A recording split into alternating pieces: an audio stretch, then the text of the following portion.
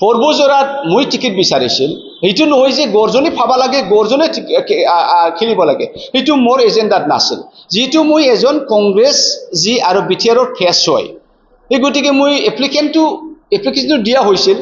আৰু হেতুই আশা কৰিছিল যে এপিসিসি যদি কয় গৰ্জন তুমি আমাৰ ফেস আপুনি টিকেট লো খেলা আমি সহায় কৰিব কাৰণ মোৰ লগত পইচা থকা নাই একে মই খেলিব লাগে ইয়াত নাই কিন্তু কি কৰিলে তেখেতসকলে মোক এৰি পেলাই এজন যি সকলে বিপিএফৰ পৰা আহিছে এক মাহ হোৱা নাই তেখেত ডাঙৰীয়াই যি মানে কমপ্লিটলি আনফৰ লেখা পঢ়া স্কুলৰ লগত কোনো সম্বন্ধই নাই মোক বাদি টিকেট দিয়া হ'ল আপুনি চালাকাতেৰ কথাটো কওক মোৰ লগৰ কংগ্ৰেছে জয়েন দিছে মোহিনী মোহন বসুমতাৰী ডাঙৰীয়াই তেখেতক বাদ দি জাস্ট 15 দিনৰ আগত কংগ্ৰেছে যোগদান হৈছে তেখেতক টিকেট দিয়া হ'ল আৰু বহুত কথা ক'বলৈ গ'লে টিকেট পাবলৈ কাৰণে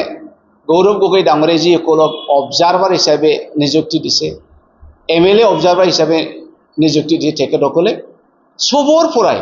কাৰোবাৰ পৰা 5 লাখ কাৰোবাৰ পৰা 10 লাখ টকাটো খুজি লৈছে যাক পাইছে তাক টিকেট দিয়া হৈছে যাক পোৱা নাই তাক টিকেট দিয়া হোৱা নাই এইটোই যদি আজিৰ তাৰিখত বিটিআৰ কংগ্ৰেছত এনেকুৱা মানে ডিজাইনত যদি টিকেট দিয়া হয় ইয়াত গৰ্জন মছাৰি নাই এই গতিকে মই খুব দুখ পাইছে আৰু এটা কথা কংগ্ৰেছৰ ভৱিষ্যতৰ কাৰণে মই ক'বলৈ বিচাৰিছে আজি কংগ্ৰেছে যিমান অসমত 6 শিডিউল কাউন্সিলবোৰ আছে বডলেণ্ড 6 শিডিউল কাউন্সিল ডিমা হাছাও কাৰ্বি আংলং ৰাভা হাছাও একক তেখেতসকলে ইগনোৰ কৰি আহিছে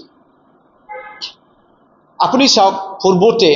এই গোটেই 6 শিডিউল কাউন্সিলত কংগ্ৰেছে চৰকাৰ বনাইছিল কংগ্ৰেছৰ হাতত আছিল কিন্তু যেতিয়া বিজেপি সোমাইছে তেখেতসকলে বেকফুটৰ পৰাহে বেকডৰৰ পৰাহে সোমাইছে আজি বিজেপিয়ে সবতে চৰকাৰ বনাই আছে তেখেত যদি পাৰে আমি কিয় নোৱাৰে এই গতিকে in today's time Assam Pradesh Congress Committee is completely ignoring the 6 schedule council আৰু হেতুই যদি হয় আজি তাৰিখত আমি কংগ্ৰেছ হৈ থাকা কিবা কাৰণ থাকিব না এই কাৰণে মই ৰিজাইনটো দিয়া হৈছে নেক্সট স্টেপ আমি আছে আমি ৰিজাইন দি অলপ অপেক্ষা কৰিম কি কৰা হয় কি কৰা নহয় এতিয়ালৈ ডিসিশন লোৱা নাই এনেকা নহয় আপুনি দেখিব যোগদান হৈ কোনোবা এটা টিমত তো মিলি যাবই লাগিব যেহেতু আমি পলিটিশিয়ান বিটিআৰৰ বিষয়ে মই ভাবি আছে কিবা এটা আমাৰ বিটিআৰ বাকীৰ কাৰণে যদি কন্ট্ৰিবিউশন দিব পাৰো এই হিচাপে আছো আৰু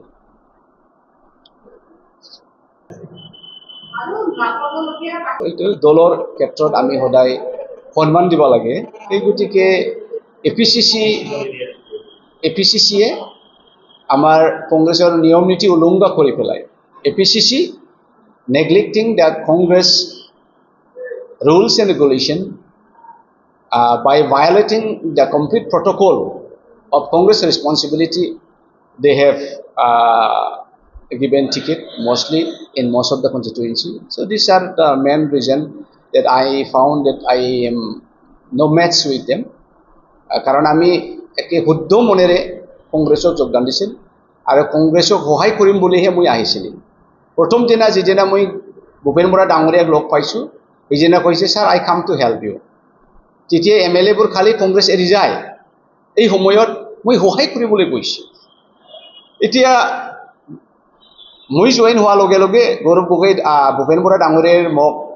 প্ৰথমবাৰে সিনিয়ৰ স্পোক্স পাৰ্সন হিচাপে নিযুক্তি দিলে আৰু সাধাৰণ সম্পাদক হিচাপে নিযুক্তি দিলে ইয়াৰ পাছত পলিটিক্যাল এফেয়াৰ্স কমিটিত মোক মেম্বাৰ ৰাখিলে আৰু ইয়াৰ পাছত বিটিআৰ কংগ্ৰেছ অবজাৰভাৰ কমিটি বনাই পেলাই মোক চেয়াৰমেনো বনাই দিলে এতিয়া গৌৰৱ গগৈ ডাঙৰীয়া আহাৰ পাছত মোক সিনিয়ৰ স্পোক্স পাৰ্সনৰ পৰা নমিনেট দিলে পিএসি কমিটিৰ পৰা মোক বাদ দিলে আৰু বিটিআৰ কংগ্ৰেছ কোঅৰ্ডিনেশ্যন কমিটিকে তেখেত ভংগ কৰিলে আৰু এতিয়া বিটিআৰ ইলেকশ্যন বিষয়ে ক্যান্ডিডেট সিলেকশনত গৰ্জনৰ কোনো ৰোলে নাই এতিয়া গৰ্জন নিচিনা মানুহে যি কল কংগ্ৰেছৰ অৱস্থা একেবাৰে প্যাৰালাইজ অৱস্থাত আছে মই আহি পেলাই মোৰ টিমক লৈ পেলাই ইমান কাম কৰিছে লাহে লাহে যি সকল কংগ্ৰেছৰ মাইণ্ডছেট আছিল তেখেতসকলে আকৌ কংগ্ৰেছৰ সাহস কৰি আহিল আজি যি কংগ্ৰেছ আছে বিটিআৰৰ সেইটোৱে গৰ্জন আৰু আমাৰ টিমে বনাইছে এটি আমাক কমপ্লিটলি নেগলেক্ট করে পেলায় by ignoring completely in BTR Garjan Mushahary and his team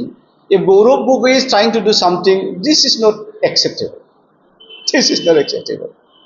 So these are some of the very basic reason. Right now, I think Congress,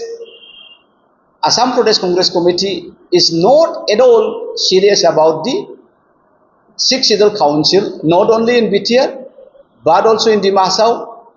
and Karbi Anglong.